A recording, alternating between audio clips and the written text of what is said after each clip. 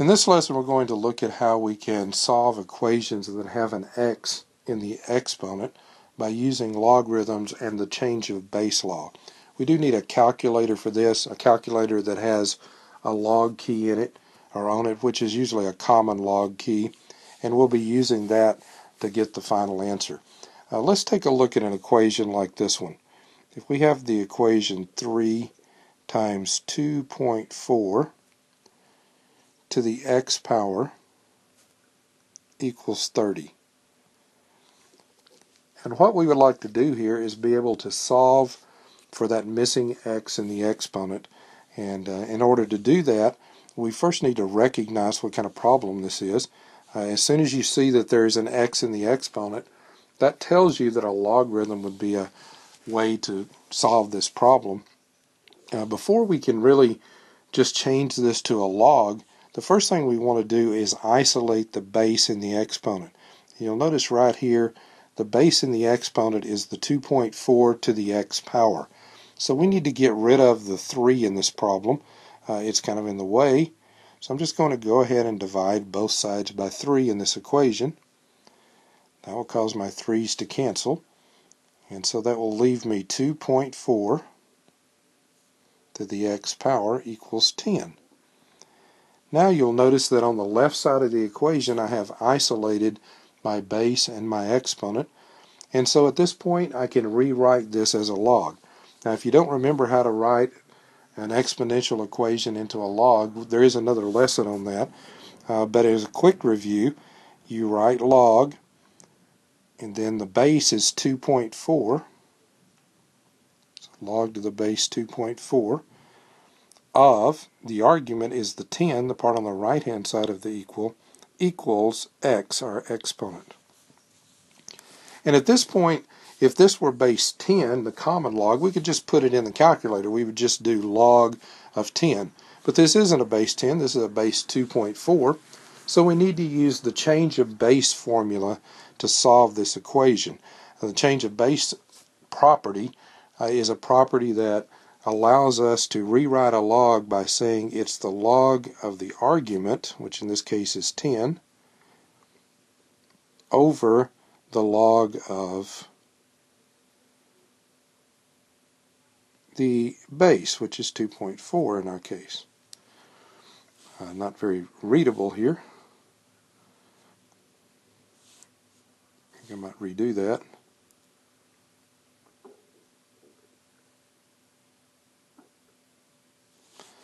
And now I can put these in my calculator because I've rewritten them with a common base of 10, and so this is a change of base property that allows me to do that. I actually just go straight to my calculator, type in log of 10 divided by log of 2.4. And when I press enter, I get a nice long number, and that number is rounded 2.6301. And so that means that x is equal to 2.6301 in this problem. Let's try another example here. Clear my board. This one's going to be a little bit longer. 40 plus 30 times 2.1 to the x minus 1 power equals 10.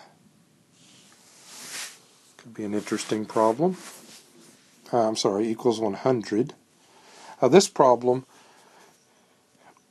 we have a 40 over here by itself. We want to get rid of any number that's in a term that's not part of the exponent where the x is. So in this case it's 40. So I need to subtract 40 from both sides in this problem to be able to solve this. So that leaves me 30 times 2.1 x to the minus 1 power equals 100 minus 40, which is 60. So I've moved the 40 over and subtracted it from 100. And then I still have a 30 that's in front of my exponent and my base, which means that I need to divide both sides by 30. as I did in the previous problem. We'll cause the 30s to cancel, and I'm left with 2.1 to the x minus 1 power equals 20, or equals 2, sorry. Now I have a base and a power isolated, so I can rewrite this in log form. Remember what you do the log base 2.1 of 2, the number on the right of the equal, equals the exponent, in this case x minus 1.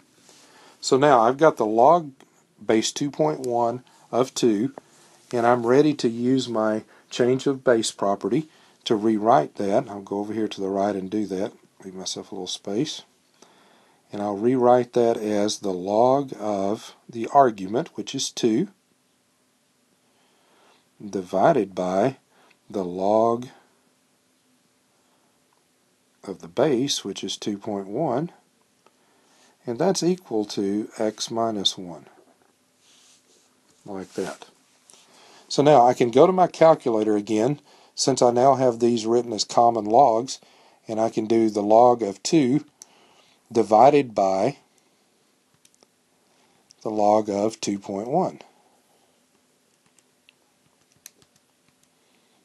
And I get 0.93424, we'll say rounded.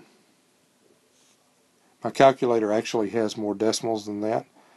And the more I use, the more accurate my answer will be. And that's equal to x minus 1. Now the only thing I need to do to get x by itself is simply add 1 to both sides. So that means that x in this case is 1.93424. And I have solved this equation by using logarithms as well as some other basic algebra here.